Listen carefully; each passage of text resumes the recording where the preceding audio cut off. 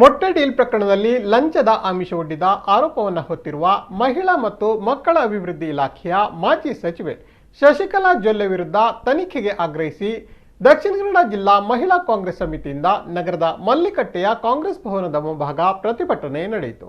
ಈ ಸಂದರ್ಭ ಕಾಂಗ್ರೆಸ್ ಮುಖಂಡ ಐವನ್ ಡಿಸೋಜಾ ಮಾತನಾಡಿ, ಮೊಟ್ಟೆಯಲ್ಲಿಯೂ ಕೋಟಿ ರೂಪಾಯಿ ಡೀಲ್ ಮಾಡಿದಂತಹ ಸಚಿವೆ ಶಶಿಕಲಾ ಜೊಲ್ಲೆ ರಾಜೀನಾಮೆ ನೀಡಿ ಮಾಜಿ ಸಚಿವೆ ಆಗಿದ್ದಾರೆ.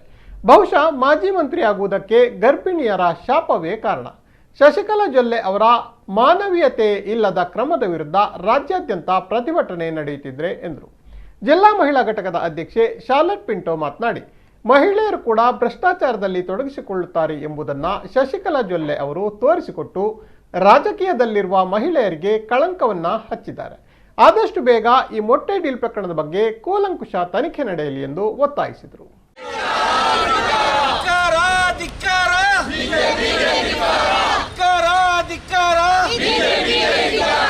ವೆಂಟಿಲೇಟರ್ ತಗೊಂಡ್ರೆ ಅದರಲ್ಲಿಯೂ ದುಡ್ಡು ನುಂಗ್ತಾ ಇದೆ, ಸ್ಯಾನಿಟೈಸರ್ ತಗೊಂಡ್ರೆ ಆ ದುಡ್ಡನ್ನು ನುಂಗ್ತಾ ಇದೆ, ಅಲ್ಲಿ ಮಾಸ್ಕ್ ತಗೊಂಡ್ರೆ ಅದರಲ್ಲಿಯೂ ಲಂಚ, ವೆಂಟಿಲೇಟರ್ಲಿ ಲಂಚ, ಹಾಸಿಗೆಗಳಲ್ಲಿ ಲಂಚ, ಪ್ರತಿಯೊಂದರಲ್ಲಿ ಲಂಚವೇ ಈ ಸರ್ಕಾರದ ಪ್ರಮುಖ ಧ್ಯೇಯ ಅಂತ ಹೇಳುವುದನ್ನು ಅವರು ನಂಬಿಕೊಂಡಿದ್ದಾರೆ ಮತ್ತು ಇದನ್ನು ವಿರೋಧ ಮಾಡ್ಕೊಂಡು ಬಂದಿದ್ದೇವೆ.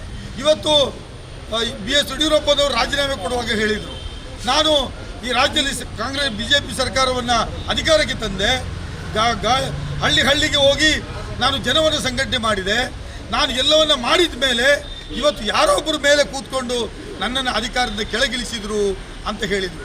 ಅಂದರೆ ಅವರ ಕಣ್ಣೀರು ಅವರನ್ನು ಬಲಾತ್ಕಾರವಾಗಿ ಕೆಳಗಿಳಿಸಿದಂಥ ಉದ್ದೇಶ ಇವರು ಇನ್ನೂ ಕೆಲವರು ಲಂಚದಾನ ಮಾಡಬೇಕು ಅಂತ.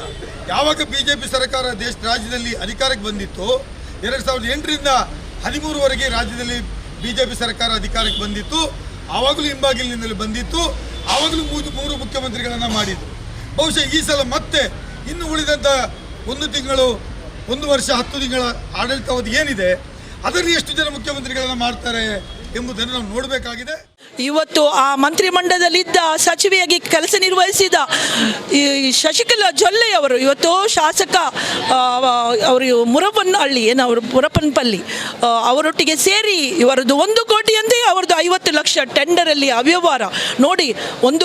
ಒಂದು ಮೊಟ್ಟೆ ನಾವು ಹೇಳ್ತೇವೆ, ಒಂದು ಮೊಟ್ಟೆಯ ಕಥೆ ಅಂತ ಒಂದು ಸ್ಟೋರಿ ಬಂದಿದೆ. ಒಂದು ಮೊಟ್ಟೆಯಲ್ಲಿ ಈ ಒಂದು ಅವ್ಯವಹಾರ ಮಾಡಿದರೆ ಇವರು ಯಾವುದಕ್ಕೆ ಇನ್ನೂ ಕಣ್ಣು ಹಾಕೋದಿಲ್ಲ. ಇವತ್ತು ಒಂದು ಮೊಟ್ಟೆಯಿಂದ ಹಿಡಿದು ಇವರ ಭ್ರಷ್ಟಾಚಾರ ಇವತ್ತು ಇಡೀ ನಮ್ಮ ರಾಜ್ಯಕ್ಕೆ ಇವತ್ತು ಜನತೆಗೆ ಇವತ್ತು ಒಂದು ಭ್ರಷ್ಟಾಚಾರ ಬೆಳಕಿಗೆ ಬಂದಿದೆ. ಈ ಒಂದು ಭ್ರಷ್ಟಾಚಾರ ಭರಿತ BJP ಸರ್ಕಾರವನ್ನು ಹೋಗಲಾಡಿಸಲು ಮುಂದಿನ ದಿನಗಳಲ್ಲಿ ಎಲ್ಲ ಜನತೆ ಎಚ್ಚೆತ್ತುಕೊಳ್ಬೇಕು.